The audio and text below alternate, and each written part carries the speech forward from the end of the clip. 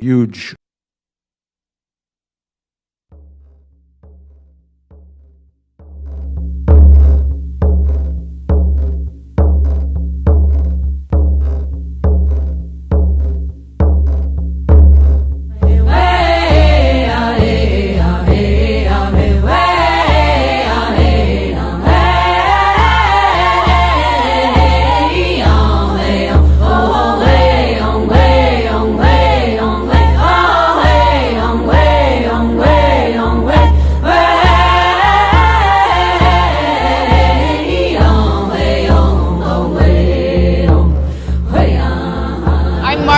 Together with my indigenous brothers and sisters and our allies to call upon the world to keep the oil in the ground, defend the Amazon, fight against climate change, and also protect the environment.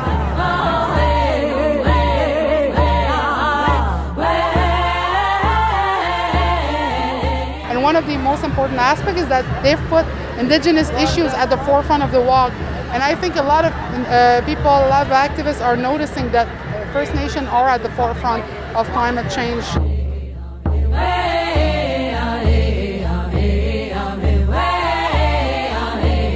Reconnecting and restoring that balance. And we hear that over and over from community to community. It doesn't matter if they're coming from Polynesia, coming from the Arctic, it's all about restoring the balance.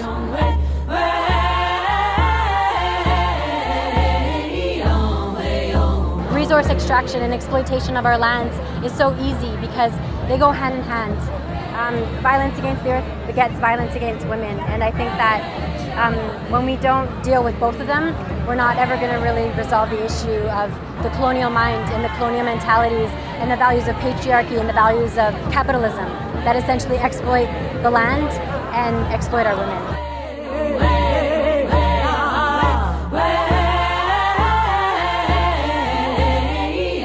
Not be quiet to take action now, because we cannot be standing there. We have to do something, and that's what we're doing here. We are all taking action today. We're Little No More.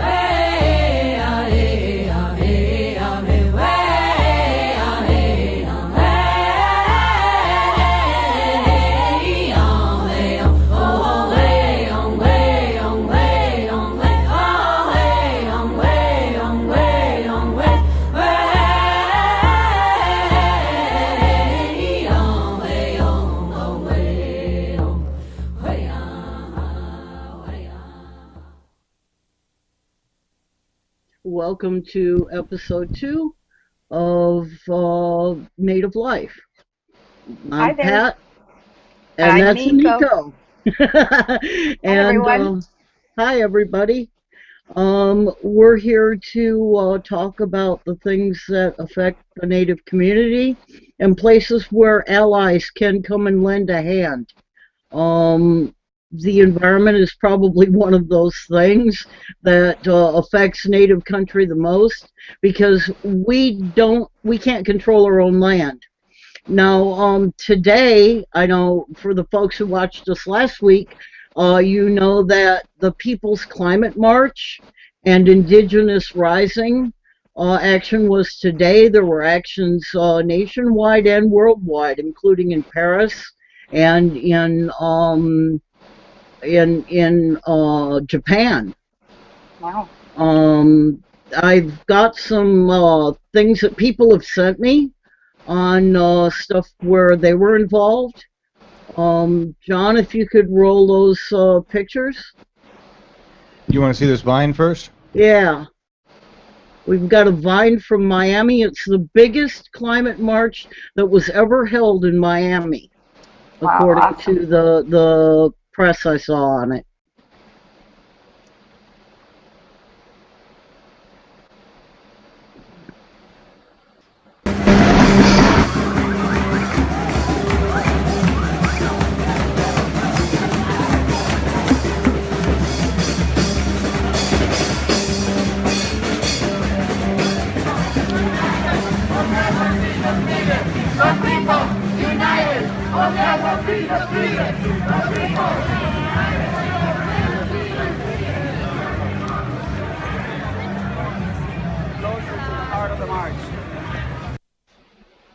So that's pretty impressive.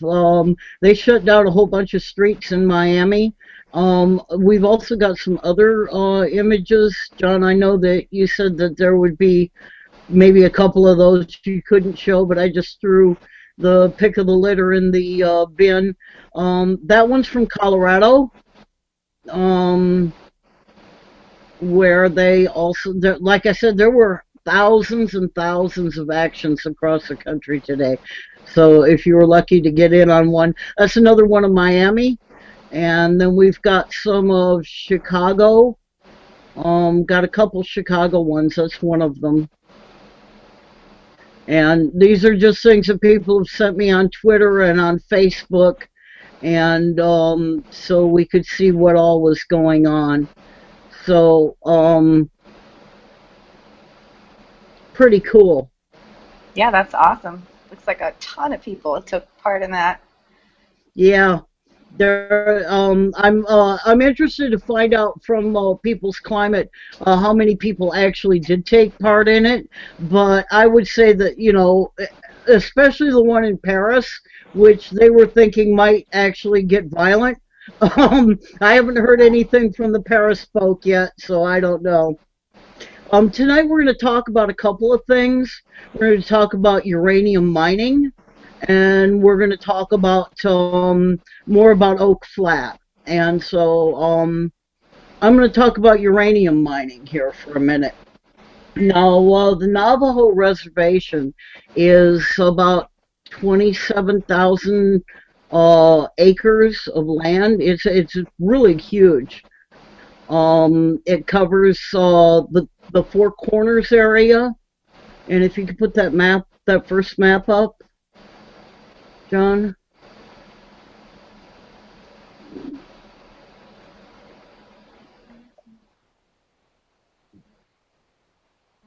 That one, right? Yeah, that one. That's a map of the Navajo Nation, and if I get myself back to where I belong here, that's where we have the Navajo Reservation, and then inside of the Navajo Reservation is the Hopi Reservation, and it's very rich in uranium.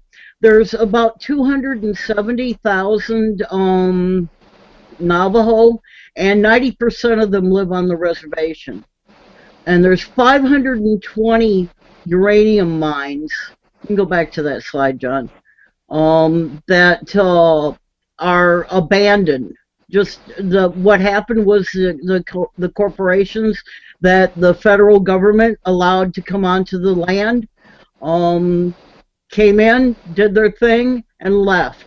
Didn't do anything about closing the mines, didn't do anything about environmental or water recovery or anything. So there's 520 mines there that are in a terrible mess.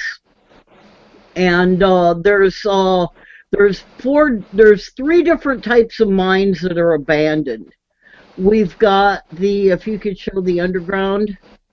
Yeah, we've got underground mining, and if you think about, you know, most people when you say mining, that's what they think of, is the underground mining. And that took place from 1920 to 1940. And then, of course, we got a little bit more clever at being able to get at the natural resources, and so we went to pit mining. And pit mining took place in the 1950s and the 1970s. And with the underground mines, they just walked away and left them open. With the pit mines, what they do is they get all that stuff out of the ground like that, dig a big hole in the ground, and they have to keep pumping the water out because they've dug through the aquifer. And then when they leave, all the aquifer water comes back into the hole, which is still full of uranium. They don't get all of it, and it finishes filling up with rainwater, and then the animals and the people and everything were using it to drink out of, because no one knew that this was a health hazard. So with the underground mine, they hauled all the surplus, what they call tailings, out and just dumped them on the ground. In the the pit mining, they just left the pits open with all the stuff in it. And then the final type of mining that was done between the 1970s and the late 1980s is called in situ leach mining. And that stuff, if you look at it, you can see where the oil companies got the idea for fracking. John, if you could put that in situ leach image up. Yeah, sir. Thanks. Yeah. So we've got you've got the top layer, which is the ground. Then you've got your upper aquifer where people get their wells from, and then you have this layer, and it's not just sand; it's sand and water. Like a sandwich. There's clay on the top and clay on the bottom, and the sandwich of sand and uranium that's there underneath the aquifer. And they take that pump, and they pump stuff down into the water, into the sand layer, and then they pump the resulting liquefied uranium up, and then they go off with it. And that's the fracking one. So what are they pumping down into the ground? They're pumping sulfuric acid and hydrochloric acid and ammonium carbonate and all kind of a regular witch's brew of stuff. And the problem was in the 1970s when they were trying to figure out where to put the pit mines, they went and dug a whole bunch of deep, what they call boreholes, down into the ground to try and figure out where the uranium was. Well, on the Navajo reservation, they didn't fill those boreholes back in. So as you look along that sandwich there, they've got, nice little pipes and everything's all airtight, and it looks like, well, yeah, that'll work. Yeah, except that if you punch a bunch of holes through it, then instead of all nicely getting the chemicals and uranium in suspension back up and into that bin that they're showing, where they've got a tailing pond there, it's just leaking. All the uranium and the hydrochloric and sulfuric acid is all leaking into the water that people are trying to drink. And so finally the fourth type of mine, and this is the one that they want to do. They haven't done one yet on Navajo land. They've done it in other places, is the fracking idea, which is like any fracking. It goes down and it creates cracks in the rock itself. So they're looking at extracting uranium from rock, but instead of digging a mine or digging a pit, they're going to force water down there, this goo that they use, and along with sand type stuff that'll hold the cracks open, and then they're going to try to extract the uranium that way by turning it into soup. Wow. So those are the four types of mines that we've got to contend with on the Navajo land. That is terrible. And did they leave the holes open only on the Navajo land? That's a good question, and I like the way you phrased it. Because did they fill everywhere else but there? I mean, that's crazy. There are lots of mines all over the country, and a good proportion of them have been abandoned, just like the Navajo mines.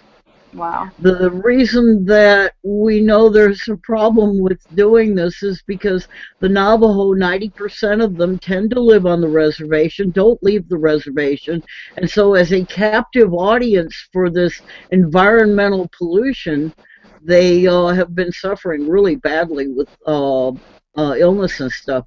John, if you want to roll that video, it goes into some of this a little bit deeper. That's awesome. I just want to check in with anybody in YouTube comments. Do we have any action going on? I want to let you guys know we've got 20 concurrent viewers right now, 51 playbacks. So we've got some people watching. Just want to say hey.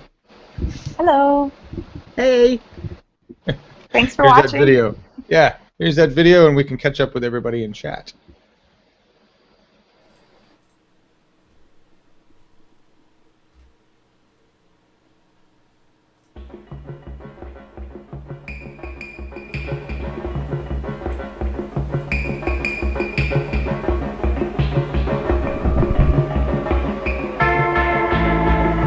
I get the feeling that we are going to be raped to satisfy the needs of California and the West and the East Coast. It's all going to happen at once. They're going to run right over us. That is my concern. As far as sacrificing a culture or sacrificing land, sacrificing whatever you see out here, that question should be posed to the end user. I think that question should be posed to people in California and Phoenix, Tucson. And I would be interested to find out if they're willing to sacrifice me for their air conditioners.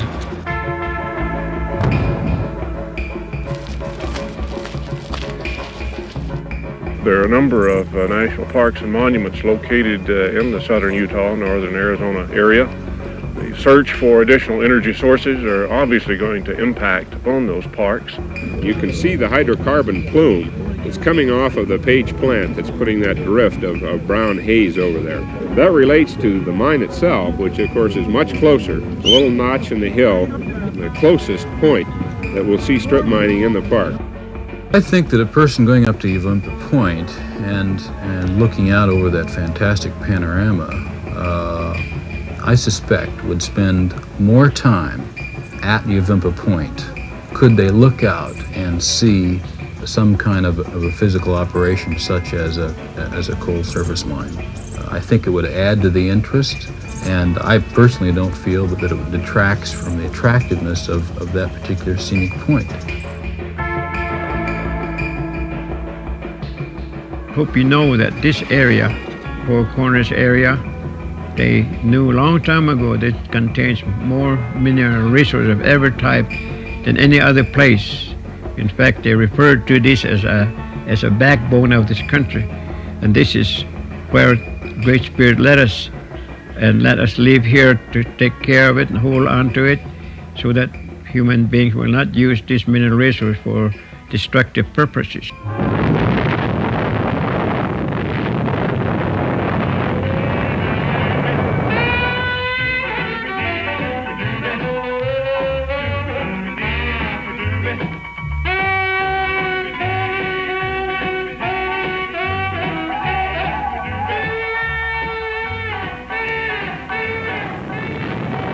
The uranium industry was born with the dawning of the atomic age.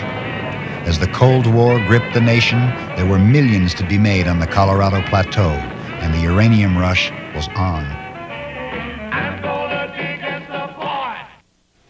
There is now evidence that the Atomic Energy Commission knew that the uranium miners who were working in unventilated mines were inhaling extremely high levels of radon gas, which decays into dangerous radioactive particles.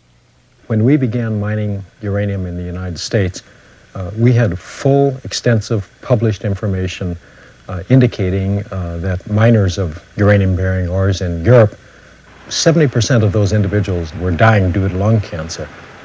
Key Begay mined uranium for years in unventilated shafts called dog holes.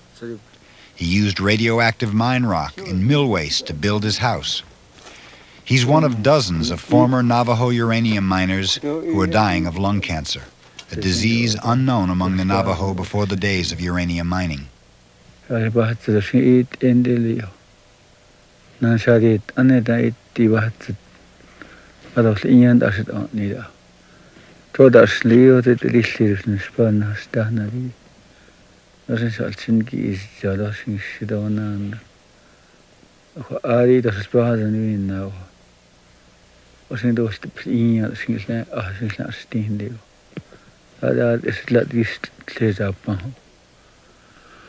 So koi asin got osin ayud siya wa pahin sinte kusinte ni dasi.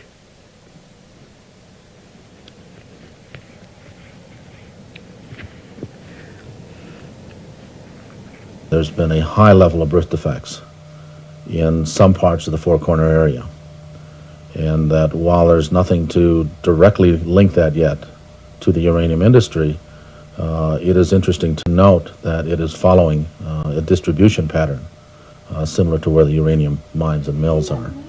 Though no one knows the actual cause of these disorders, concern is growing among local health professionals. I think there are some connections, but I'm not sure where or how. It's something that we have heard so much about on the Navajo Reservation with all the mining, uranium mining on the reservation and the past mining activities. People are just not aware of this at all yet. Their jobs depend on those companies, and anything criticizing those companies, people are just not open to further study and the effects that it may radiation may have on them or their children. And what's the cause? And let's not jump on the radiation and the uranium until we're sure that's the case. Let's look at other things as well in a big picture. Is it something to do with hygiene, living conditions, other materials in the soil there, something else that's in the food? There's a good possibility that this is a much more serious problem than we ever thought it was, and that the cost may be a lot higher than people ever anticipated that they might be.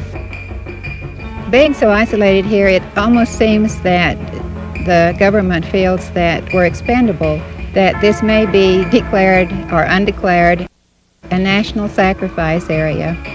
It probably started with the atomic bomb testings in Nevada, and it's continued. During the atomic bomb testings, I feel that the government knew that sheep and cattle were being killed by radiation. Now it seems that not only the animals are expendable, but human beings too.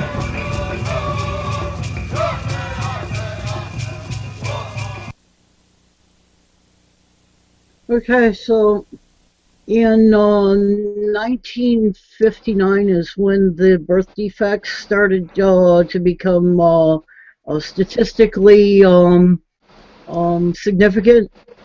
There are diseases like kidney failure and cancers of every stripe. A disease called Navajo neuropathy, which basically you saw some children that had it there.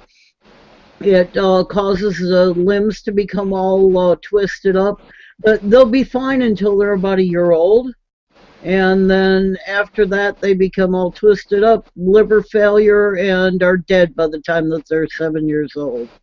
So we've got all this going on.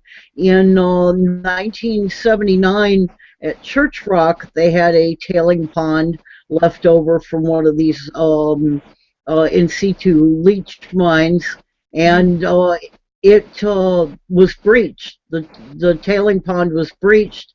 The tailing stuff with all of the uranium and radon and vanadium and all the stuff that was in there went running into one of the tributaries of the Colorado River.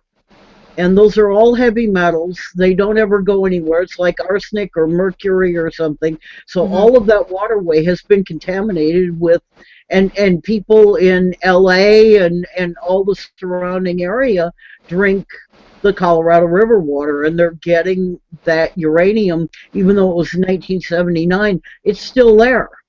Wow.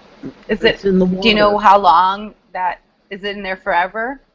Well, for a good long time. They figure it will take about 7,000 years to take care of the aquifers that have been poisoned on the Navajo land. So it's just disgusting. I can't believe that people would do that. Yeah, go ahead. I was going to say, you know, how the woman was saying they think that, well, the animals are dispensable, and how can you even, think that human lives are dispensable like that, and just to test freely without knowing what defects are going to be caused in the future? That's just terrible. And from 1940 until 1971, the U.S. government was the sole purchaser of uranium. So the U.S. citizens all benefited from having a cheap source of uranium, and then the mess got left. So it's going to be on the U.S. taxpayers to clean it up. Yeah, they need to clean it up. Actually, the government needs to clean these up. Probably the scariest part that if you start thinking about this stuff, John, you can put that image back up with the United States. There are 10,400 abandoned uranium mines in the United States. Just totally abandoned. They walked away from them. They never cleaned them up. They never capped the holes. They never bricked up the mines. They never did anything. They're still there. You want to go to that last slide? And just to get the 10,400 off of there, now you can see where all those dots are. If you live anywhere in the West that gets water from any of the major rivers, streams, dams, etc., I'd take a Geiger counter to it. I wouldn't be surprised if our water is contaminated with some parts of that. We in Arizona use the Salt River Project, and we have aquifers here too. But some sources come from the Colorado River too. So nobody's free from this. But the sad fact is that they did use the Navajo reservations as basically free testing grounds for this kind of thing, and that is just sickening. Yeah, the last mine closed in 1986. However, in 2008, one of the Bush legacies was to throw in a couple of bills that made it possible for companies to begin looking at wanting to mine again. And this was one of the most interesting things I think I found when I was looking at this piece, was that one of the companies that's in contention to start mining again in Church Rock, where that tailing spill was, is Rio Tinto. There's that name again. Yeah, there's that name again. They seem to be guilty of a lot of this crap. And I just wanted to mention, Celeste Holmes had asked in chat whether or not Native Americans have been tested, and you kind of answered that question in the fact that they have been tested for these kind of defects and diseases, but the link can't be made specifically to the uranium mines. Right. Right now, there's a birth prenatal study going on the Navajo land. It just started in 2013. So the data isn't all in yet, and it hasn't been processed. So there's no results yet. But they have been doing some studies finally. The EPA did a study from 2005 until 2007 to 2012 to try and just at least categorize what kind of mines there were, where take Geiger counters out, map all that stuff, try to figure out where the problems were, get some of it fenced off at least so people know not to go there. And now they've just started a 5-year study on what to do about it. So we've got another 5 years before we'll know what to do about it, and then who knows how long it's going to take them to actually do something. That's insane. And I like how the guy was saying the study that was done where they look at the patterns where there were no diseases before the uranium mines, but after a mine was there, you can follow where the mines were, these diseases start developing. And so that pattern is not enough of a link for them to say, hey, yeah, this is probably what's causing it. Because guys like the other one came on from the company, the CEO, saying, well, let's look at other things. Let's look at what's in the soil here. Let's not look at the uranium mines because that's not obvious or anything. Mm-hmm. Well, of course, because then, you know, if it's shown that the uranium mines are a problem, and the fact that, you know, I'm sure that it just makes sense that, you know, if you live in a place that's really windy and the dust is blowing everywhere, and you leave a bunch of uranium dust around, it's probably going to blow into everything, into the food, into your water, into your house. Yep. You know, but that can't possibly be causing any kind of birth defects or any of the other things that they're finding out with the depleted uranium studies that they're doing now on the ammunition they were using in the Middle East. They used depleted uranium, and they're finding that there's all kinds of problems with that too, long term, pernicious, forever. So there's sacrificing lives here to make weapons to sacrifice other people's lives elsewhere, and it's just kind of a cycle that's going on with a no end in sight. And thank you, Pat, for doing all this research. Does anybody have any questions about this? Because I tried to boil it down, but there's a lot of stuff. Looking in the document, I don't see anything. Let me look in chat. You guys have been doing great. Been loving the information. Great presentation, guys. Yeah, thank you, Pat. Learning a lot. That's really interesting. Yeah, I'm learning a lot too. I didn't know that there were all these kinds of mining. The ones that I've seen with my own eyes resemble those pit mines, and that was one of the things that one of the interviews that I did. She was saying that she's lost friends to cancer. She's seen it happen as it happened throughout her life. So there's proof that there's just got to be studies that over time will link this specifically to the companies. And then what? Will they then pay retribution to the people who they've made disabled or given diseases to? Well, there was a recent payment or a recent settlement in 2007, but it only covered the miners. Because they had them down there without any kind of protective gear, no face masks, no special bunny suits, none of that stuff. So finally in 2007, so this would be, you know, 67 years after the fact, the government finally said, mea culpa, we had you down there doing this stuff so we could win World War II. We'll finally pay your heirs because all of you are long dead. Some money. That is just terrible, taking advantage of that population, any population, but specifically a population that's vulnerable like that.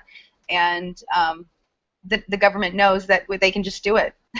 There's no consequence for them. They can't link it back. They can't force them not to do it.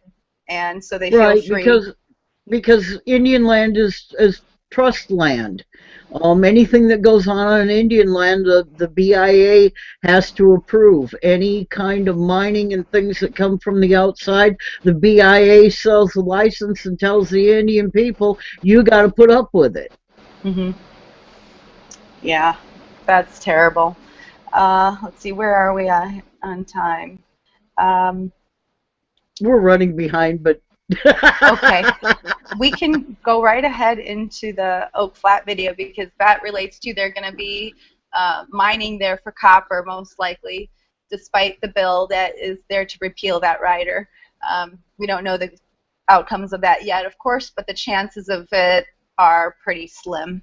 So, but we are working on it here in the state of Arizona. There are groups that are, like we discussed last week, Apache Stronghold and lots of other groups that are trying to stop this. So if we're a little bit behind, please go ahead and play that video, John. It's only 10 minutes, and it's interviewing Anna Jeffrey and just me going to Oak Flat. Or so the one that I've got loaded up next in the sheet is the from the Tucson. No. After Pat's diseases in A5. We check in with the chat room, and then Unresolved, and A7 It's Intro to the Unresolved, which Save I'm Oak kind of Flat? introducing it, but Is this the Save Oak Flat video, Eniko? yeah, it's the segment for this week. Okay. That's 3 minutes and 42 seconds? No. Okay. No, that's Then 10 one moment, minutes. guys. I have the wrong one. That's okay. You know, This No is problem. live TV. So, That's okay. It's in 8.8, John. The link is to the drive in Google.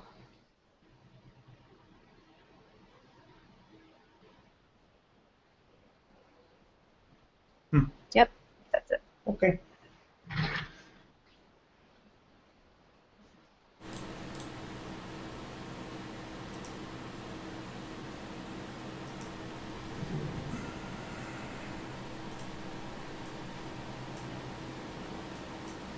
I went to Oak Flat with a hiking group, and we had the opportunity to hear Wensler Nosey speak about what's happening there.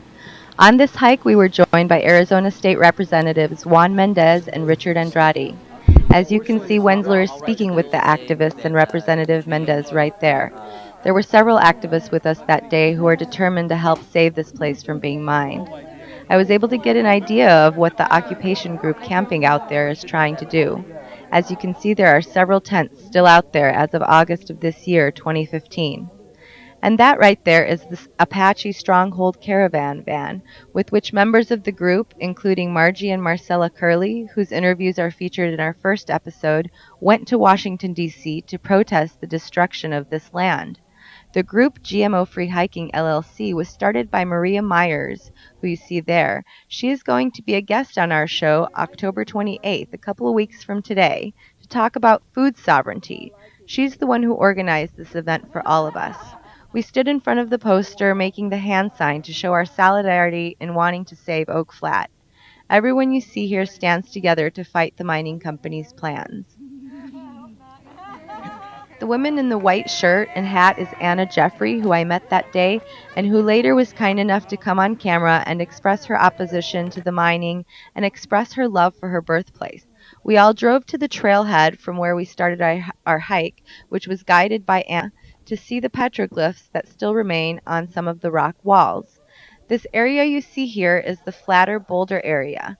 We all messed around on the boulders a bit, had some fun, and sweated our butts off in the 110-degree heat. As you can see into the distance, my eye is immediately drawn to the mines that already litter the landscape. What they're planning to do is a continuation of what they've already started. There you can see the mine shaft. And graffiti is obviously also a problem out here. As we set out on our hike to the petroglyphs, we all talked and got to know each other, enjoyed the trees and greenery, took a bunch of pictures with our signs, and saw some wildlife, like that huge, beautiful butterfly right there. I don't know if you can see it clearly. That was about the size of my hand, and birds' nests, and all kinds of habitat, and wildlife, and gravity-defying boulders, and just beautiful rock formations that none of us want taken away. And that's why we're all here. We want future generations to be able to make this hike and see it for themselves too. As we approached the petroglyphs, I think we were all out of breath, ready to sit down for a water break in the shade and absorb the breathtaking scenery all around us. Oh, cool. Anna pointed out where the petroglyphs still remained, carved on the rocks after thousands of years. These are examples of some of them, barely visible. And although I've been to Oak Flat before, I've never been to this particular spot.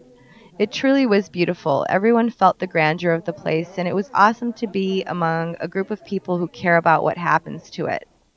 That's what Anna expresses in this next interview, what we all feel, what we are all begging the mining company to consider. Please don't destroy this beautiful place. My name is Anna Jeffrey. I was born and raised in Superior. I still live here.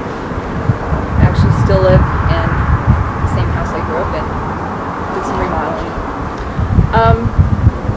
I've seen changes in Superior, not so much the way it looks, but I've seen a lot of changes in growth of population. And it's all due to mining. It's the nature of the beast. It's a bloodlust situation. We've left a lot of contamination. I've had friends up by the creek, and they were playing in the creek when they were kids. And so, because of the spills from the tailings, a lot of them have died from cancer. Fortunately, I grew up on the other side of the town, so I had these mountains to explore, and I was away from that contamination, which explore I did all my life, still do. And that's what I don't understand, how this company, Rio Tinto, can destroy such an amazing, beautiful place that calls people to it, because it's that amazing, it's that rich in spirituality and just everything that it is. I mean, just look, this is, and this is nothing, you should explore it. Mine has opened and shut, opened and shut. I've seen it just in my lifetime. I'm 56 years old. I've seen it open and shut 3-4 times, maybe? I didn't count.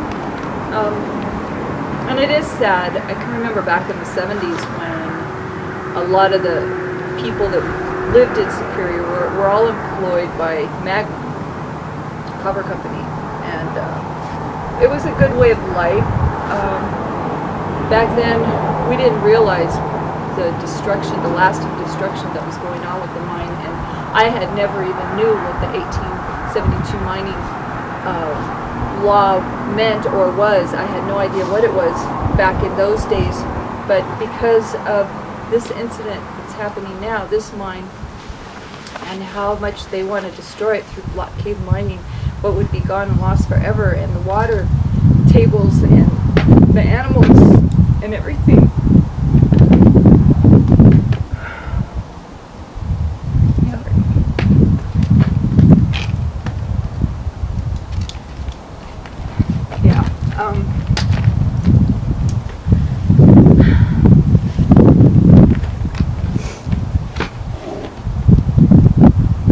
It's not a good thing. It's not a good thing. They take and they take and they take, and they send it overseas, and all these resources.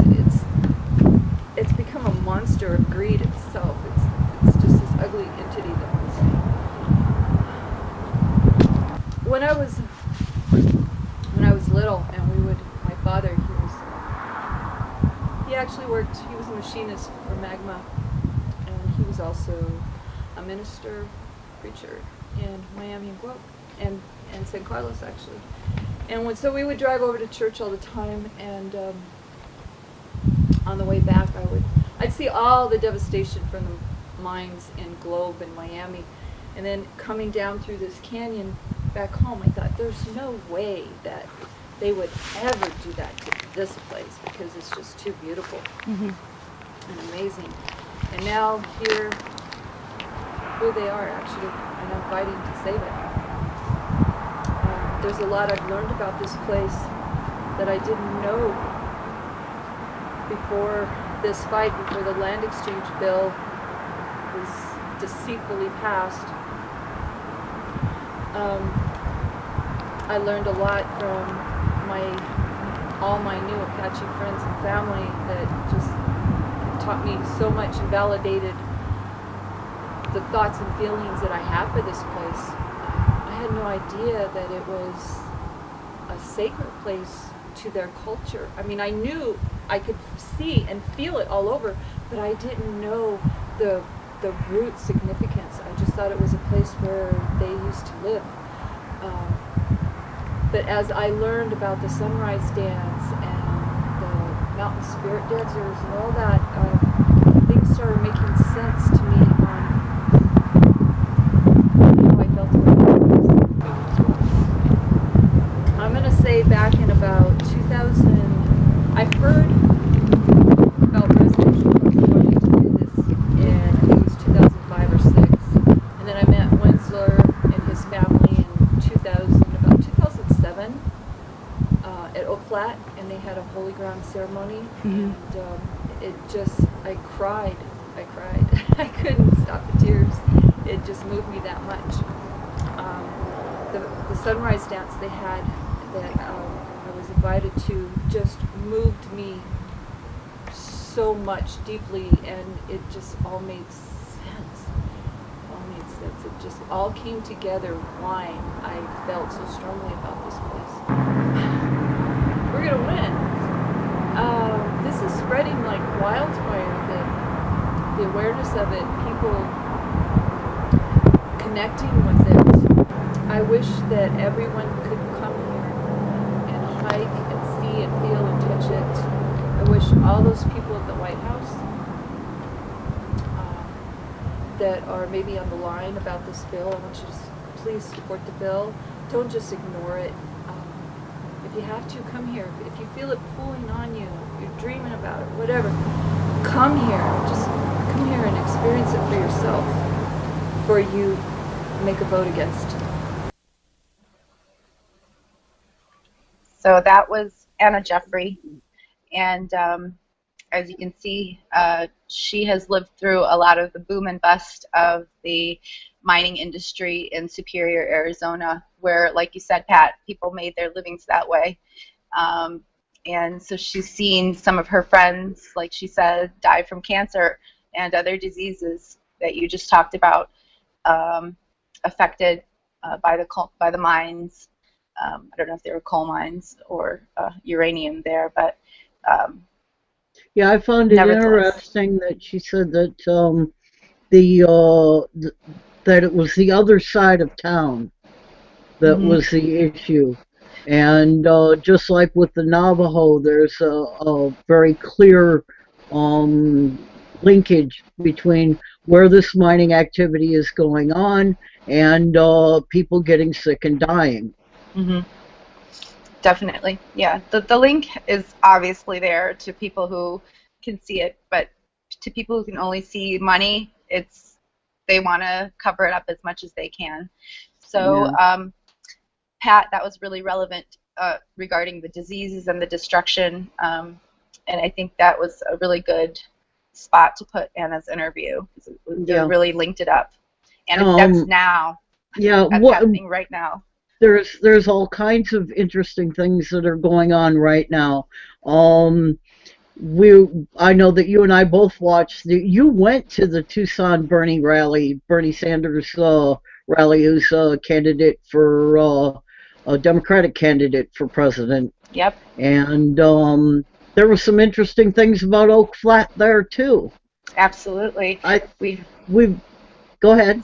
I was going to say, it was amazing time-wise, the timing of it, that Bernie Sanders had the Native American speaker. Her name was Nayland Pike, and we did get a pretty decent interview of her entire speech, almost her entire speech, and then also Representative Raul Grijalva, who is the one who introduced the bill to save Oak Flat, who is right now in the committee. And we mentioned last week, the committee members, that we should be calling and pressuring and telling them to, what Anna said, don't ignore this bill, please. At least come and see the place that you're about to destroy before you vote on this bill.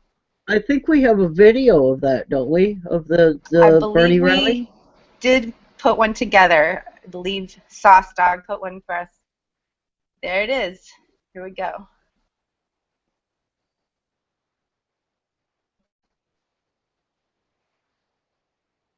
Apache girl, as an Eniko girl.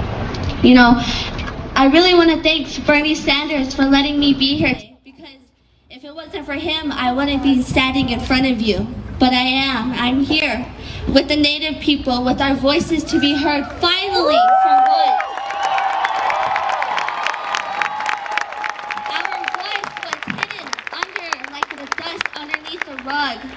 But tonight we're standing here as our voices are being heard, because sacred land, sacred areas, and sacred things that we hold to our hearts, who we are as our identity, is being destroyed by corporations. It's being destroyed from something about greed, something that this entity that is being taken away our sacred lands and taking who I am away as a young girl, and who I am as in what I want to believe as Yosin, God, the Creator.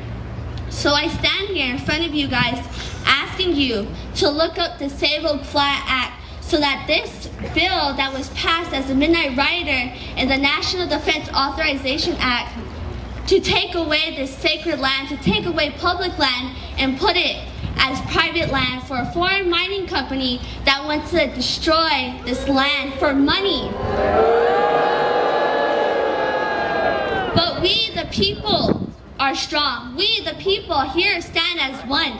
We are in a new era where we don't look at each other as different color, because we are all human beings. We are all children of God.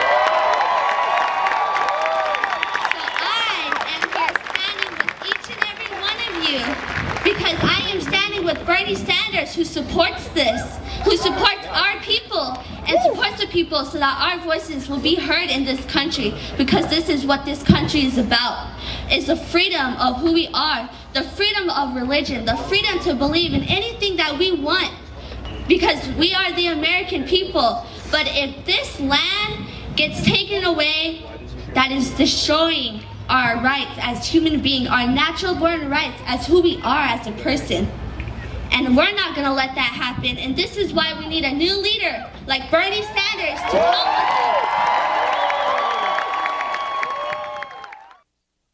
with us. The issue of Oak Flats transcends Oak Flats. It is about the first Americans receiving the respect, the sovereignty, and the decency to be treated as first Americans. We have done rallies all over this country, and we've had great people, trade unionists, environmentalists, women's advocate, introducing us, but I have never heard people, young people, give the kinds of introductions and statements that I heard tonight in Tucson.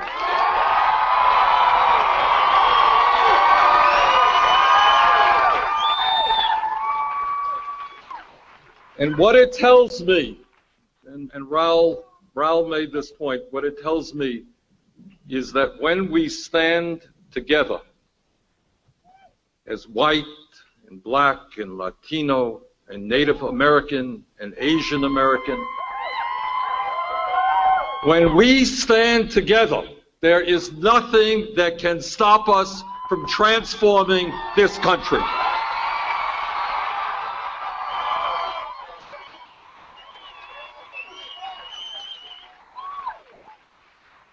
And let me just start off by thanking Congressman Raul Grijalva, not only for his friendship for so many years, not only for his co-chairmanship of the Progressive Caucus, but for his decades of fighting for civil rights for all and Latino rights.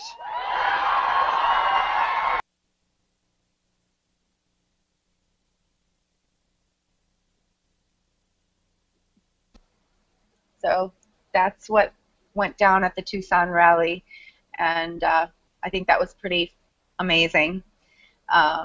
Like Bernie said, he acknowledged that these young people, and he meant Nayland as well as the De La Rosa boy, whose mom was deported from the country, and yeah, Nayland Pike she just put it out there.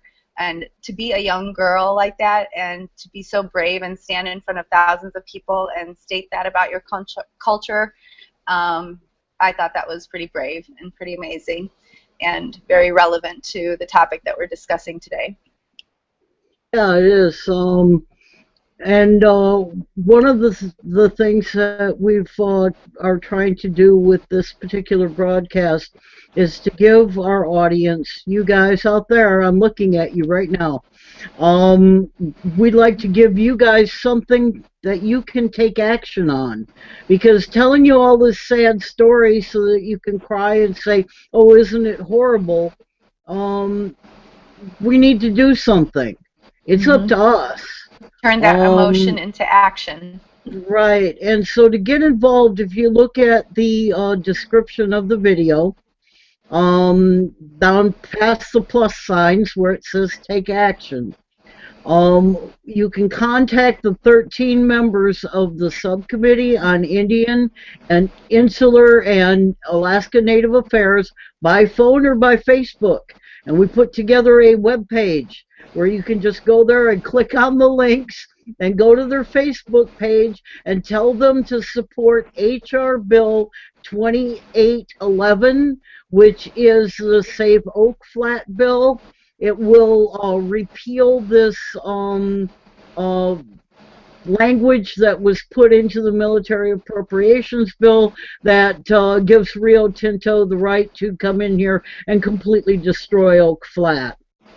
Right. And then also, if you have time and money, you know, donate or find out if Raul Grijalva can use some of your expertise in whatever it is that you can do to help him stay in office, because he's a good guy.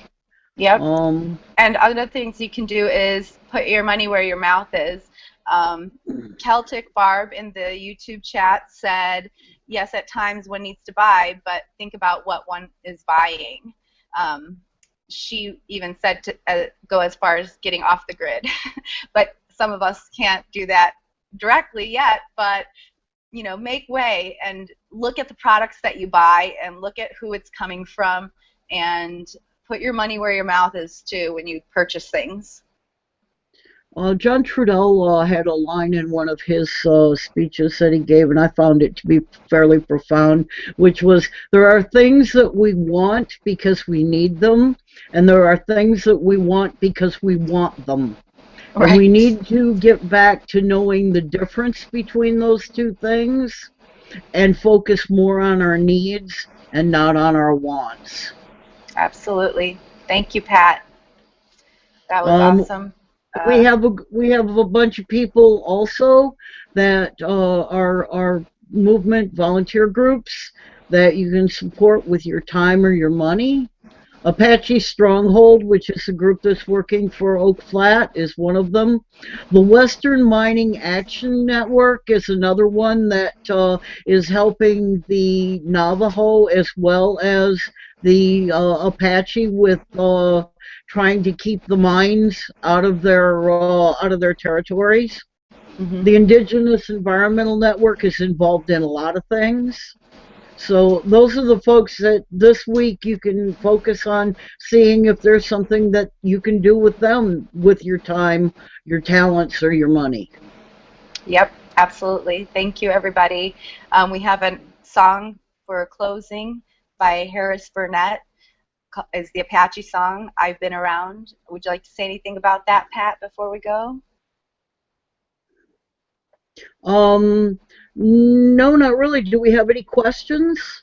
Let me look in chat. There's nothing in the sheet. The chat. Celtic Barb says, they live off of us. They don't know how to grow food. They live off of the people. The jobs are slave as they take the benefit the workers produce and give the worker a bit and keep the rest. That was from Celtic Barb. Let's see, who else is in there? Celeste says, give Bernie a few years to get some changes going before making that move. But yeah, everybody seems to be agreeing with what we're saying. So Jeanette Hoban Nielsen says, you guys are going to have to organize massive, and I mean massive, protests. And it can't just be Native Americans in these protests. It has to be all types of Americans that represent the nation. So that's what they were saying, is Native Americans and their allies, and I consider myself an ally. Well, we can always use more help. There are so many different issues in Native country where we need help, where things need to get organized. People's Climate March was today. Indigenous Rising took part in that.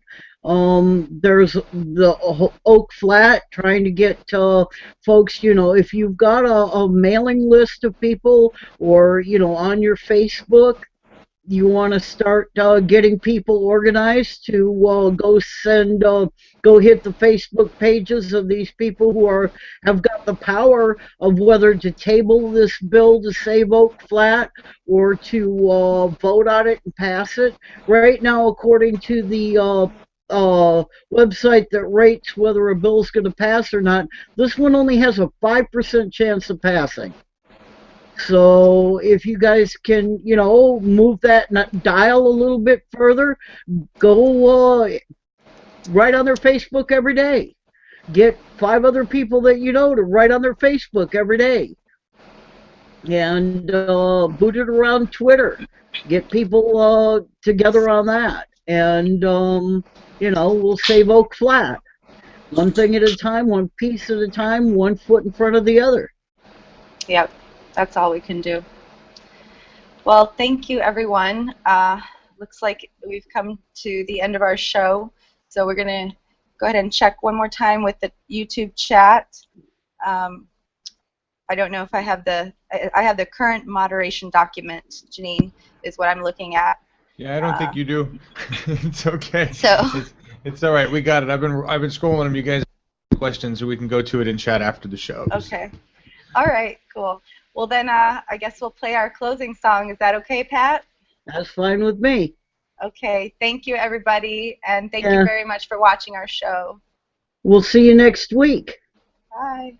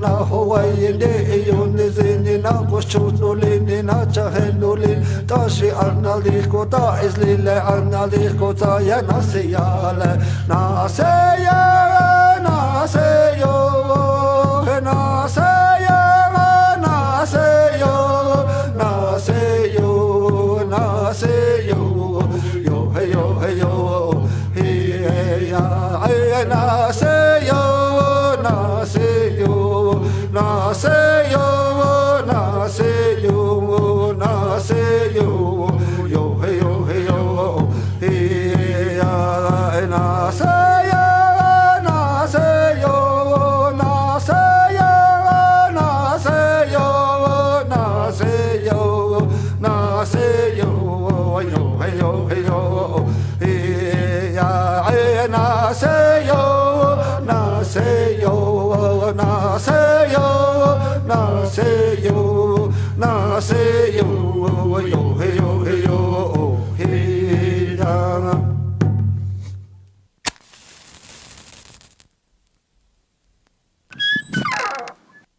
Huge